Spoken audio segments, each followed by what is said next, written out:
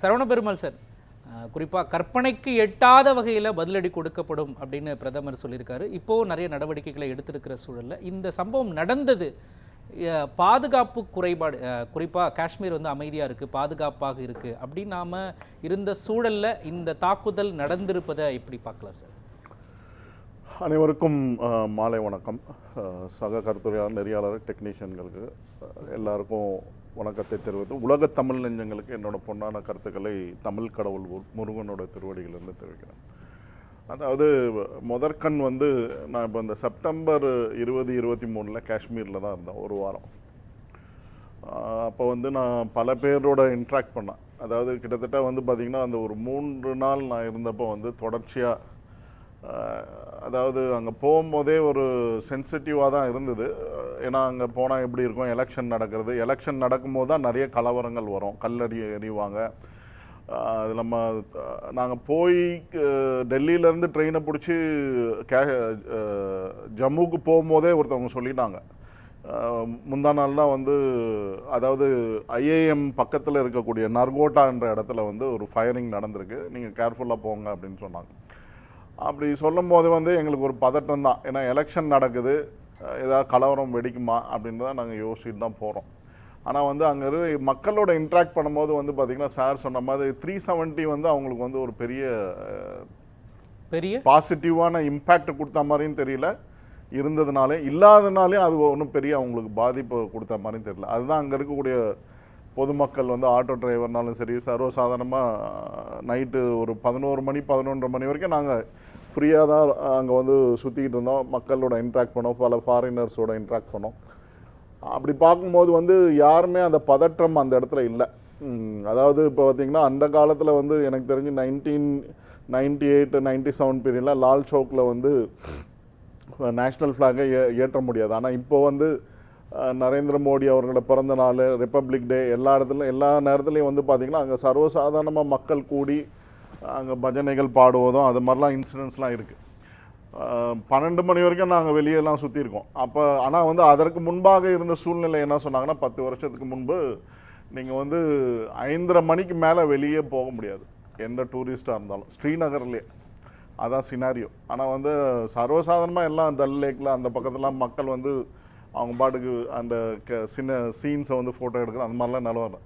அது ஒரு பக்கம் இருக்கிற போது வந்து பார்த்திங்கன்னா மக்கள் என்ன சொல்கிறாங்கன்னா, அங்கே இருக்கக்கூடிய இந்த தீவிரவாதம்ன்றது ஒரு என்ஃபோர்ஸ்டு இதுவாக இருந்தது. ஏன்னா அவங்களுக்கு ஒரு பக்கம் இந்தியா, இன்னொரு பக்கம் பிரிஞ்சு போனதுக்கப்புறம் இவங்க நடுவில் மாட்டிக்கிட்டாங்க இந்த மக்கள், அப்பாவி மக்கள் ரொம்ப.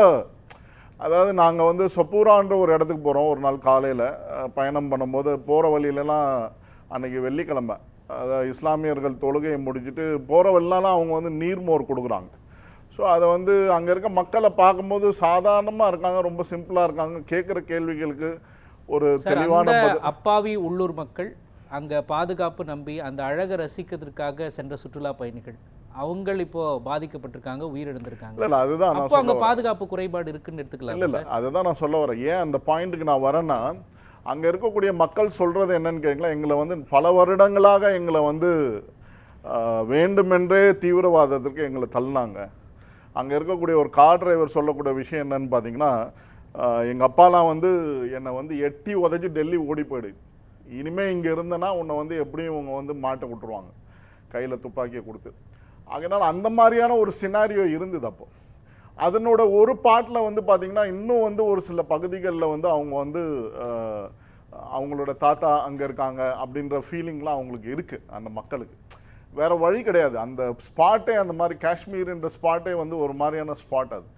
ஏன்னா இந்த பக்கம் அவங்களோட எல்டர்ஸ்லாம் போயிட்டாங்க, அவங்க தாத்தா எல்லாம் போயிட்டாங்க, இந்த பக்கம் இவங்க இருக்காங்க. ஸோ ஆனால் அவங்களுக்கு அந்த ஃபீலிங்ஸ் இருக்குது அவங்களுக்கு. அது அந்த காரணங்கள்னால குறை சொல்றீங்களா? அங்க இருக்கிற மக்களை நீங்க குறை சொல்றீங்களா சார்? குறை சொல்லலங்க, ஃபேக்சுவலா அவங்களோட ஃபீலிங்ஸ் அப்படிங்கறதை எப்படி சார் நாங்க எடுத்துக்கிறது, எப்படி எமோஷனல் ஃபீலிங்ஸ். இப்போ உங்க தாத்தா வந்து நீங்க ஒரு வெளியூர்ல போயிட்டாரு, அங்க இருக்காரு, பர்மா அகதிகள் வந்தாங்க, ஸோ அங்கே இருக்காங்க அப்படின்னு சொல்லும்போது நம்ம இங்கே இருக்கோம்னா அது ஒரு ஃபீலிங் இருக்குல்ல, அவங்கள எப்படி போய் பார்க்க முடியுமா, பார்க்க முடியாதா, சொந்தக்காரவங்களாம் அங்கே இருக்காங்க, அந்த ஃபீலிங்லாம் அவங்களுக்கு இருக்குது. அது அந்த இது பிரகாரம் வந்து பார்த்திங்கன்னா ஒரு சில வியாபார ரீதியாக வந்து இப்போ முக்கியமாக இந்த அடில் குரி அப்படின்ற ஒரு பையன்தான் இப்போ 20 வயசு 25 வயசு மதிக்கத்தக்க பையன்தான் வந்து இதுக்கு ஸ்கெட்ச் கொடுக்குறது. இது ஏன் இந்த ஸ்கெட்சு அப்படின்றத நான் சொல்கிறேன்னா, மும்பையில் நான் இருந்தப்போ மும்பை டெரர் அட்டாக் பற்றி தினந்தோறும் பத்திரிகையில் படிப்பேன். அப்போ வந்து இந்த மாதிரி இப்போ சமூக வலைதளத்தில் 1000 விஷயங்கள் வருது. அரசாங்கம் எது உறுதியாக சொல்லியிருக்கோ அதை நீங்கள் அதுதான் நான் சொல்கிறேன். இப்போ அந்த அடில்ன்ற பையன் வந்து இவங்களுக்கு வந்து அந்த பாசிரான்ற இடத்துல வந்து நம்மளுடைய இந்திய அரசாங்கம் இன்னும் நான் அதிகாரப்பூர்வமான கொஞ்சம் பொறுமையாக இருங்க. ஏன்னா அந்த பாசிரியான்ற இடத்த எதுக்கு சூஸ் பண்ணுறாங்கன்னா, மற்ற இடங்கள் எல்லாமே வந்து ரொம்ப ஸ்ட்ரிஞ்சண்டாக டைட் பண்ணப்பட்ட இடம். ஏன்னா அவங்களுக்கு செக்யூரிட்டி அலர்ட் நான் இல்லை இன்டெலிஜென்ஸ் ஃபெயிலியர்னு சொல்ல மாட்டேன், செக்யூரிட்டி அலர்ட் வந்துக்கிட்டு தான் இருந்திருக்கு. பட் அவங்க எதிர்பார்க்கறது இந்த இடத்துல நடக்கும் அப்படின்றது எதிர்பார்க்கல. அதை தான் நான் வந்து இப்போ ஒரு பாயிண்ட்டாக வைக்க விரும்புகிறேன். ஏன்னா அந்த இடத்துல வந்து ரொம்ப ரேராக நடக்கக்கூடிய வாய்ப்புகள், ரெகுலராக நடக்கிறது வந்து பார்த்திங்கன்னா இந்த புல்வாமா ரூட்லேயே இப்பயே நம்ம எலெக்ஷன் நடந்து ரிசல்ட் வரும்போதே ஒரு பஸ் அட்டாக் நடந்தது. நரேந்திர மோடி அவர்கள் பதவி ஏற்கும் போதே அங்கே வந்து தீவிரவாதிகளுக்கும் ஆர்மிக்கும் சண்டை நடந்தது. அதற்கு 3 நாளுக்கு முன்னாடி வந்து பார்த்திங்கன்னா அங்கே தீவிரவாதத்திற்கு ஆதரவாக செயல்பட்ட 3 government Jammu Kashmir government officials was suspended, dismissed. In fact அவங்க உதவுனாங்க அப்படின்னு சொல்லிட்டு. இப்போ வந்து நீங்கள் இந்த புல்வாமா அந்த கதைக்கெல்லாம் நான் போக விரும்பல. ஏன்னா அங்கே வந்து அந்த 300 கிலோ எடுத்துகிட்டு வந்தாங்க, எப்படி எடுத்துகிட்டு வாங்க, கிராஸ் பார்டரில் வந்து அப்படின்னு பார்த்தீங்கன்னா டேட்டாவெல்லாம் ஸ்டடி பண்ணி பார்த்தீங்கன்னா அந்த என்கொயரியில் என்ஐஏ என்கொயரியில் 300 கிலோ லோக்கலாக இருந்து தான் ப்ரொக்யூர் பண்ணி அடிச்சிருக்காங்க. அதுலேயும் அந்த முக்கியமாக அந்த அடில் குரு மாதிரி ஒரு பையன் தான் முதல்ல போய் அவனே அந்த இடத்துல எதிர்பார்க்கல, அந்த இடத்துல பாதுகாப்பு குறைபாடு அப்படி எடுத்துக்கிட்டாங்க சார். பாதுகாப்பு குறைபாடுன்னு சொல்ல முடியாது. It was already protected area தான், டூரிஸ்ட் வராங்க. ஏன்னா வந்து இப்போ வைடா இப்போ எல்லா மக்களுக்கு என்ன ஆச்சு, காஷ்மீர் ரொம்ப ஃப்ரீ ஆயிடுச்சு, சினிமா ஷூட்டிங் நடந்தது. ஏன் அமரன் இது மக்களுக்கு இருக்கலாங்க சார், மக்களுக்கு பாதுகாப்பு கொடுக்குறவங்களுக்கு இருக்கணும்ல. அமரன் படம் தைரியமா போய் எடுத்தாங்க, இல்லைன்னா எடுத்திருக்கவே முடியாது. அப்படி ஒரு அச்ச உணர்வோடு இருந்ததுன்னா அந்த படத்தை எடுத்திருக்க முடியாது. அவங்க போன ஸ்பாட் எல்லாமே ரொம்ப சென்சிட்டிவ் ஸ்பாட்ஸு. நீங்கள் அந்த படத்தை எடுத்தவங்களை போய் கேட்டிங்கன்னா சொல்லுவாங்க. அதனால ரொம்ப சென்சிட்டிவ் ஸ்பாட்ஸ்லாம் அந்த படம் எடுக்கப்பட்டிருக்கு. ஆனால் அங்கெல்லாம் வந்து இன்சிடென்ட்டே நடக்கலை.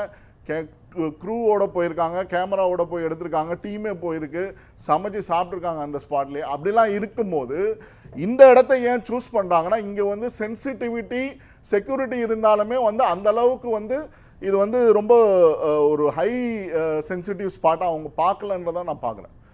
லேப்சஸ் இப்படி தான் வரும். ஏன்னு கேட்டிங்கன்னா,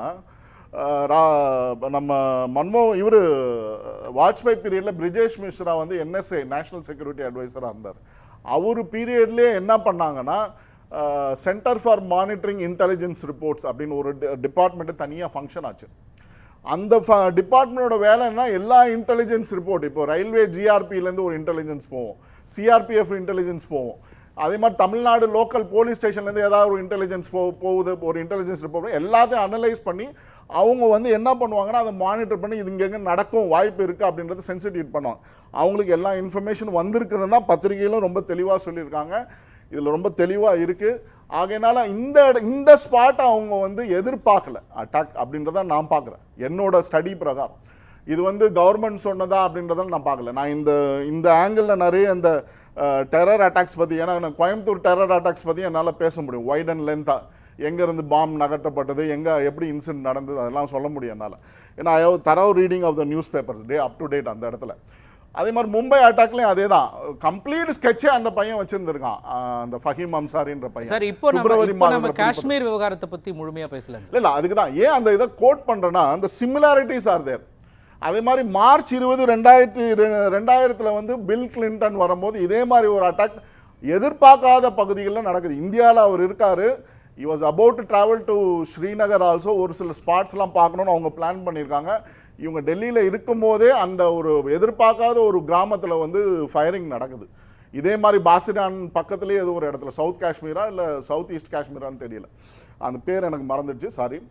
பட் ஆனால் வந்து அந்த இடத்துல சில்கூராவே ஏதோ ஒரு இடம், அந்த இடத்துல ஃபயரிங் நடக்குது. கிட்டத்தட்ட ஒரு 15 பேரும் என்னமோ இறந்துடுறாங்க. ஸோ இந்த மாதிரி வந்து இது வந்து sensitivity of the nature of the இது பார்த்தீங்கன்னா, பாகிஸ்தானை கார்னர் பண்ணுறதுக்கான விஷயங்கள் வந்து ஆல்ரெடி தொடங்கியாச்சு. ஏன்னா ட்ரம்ப் வந்து ரொம்ப தெளிவாக இருக்கார், பாகிஸ்தானோட எய்டு எல்லாமே கட் பண்ண சொல்லியாச்சு.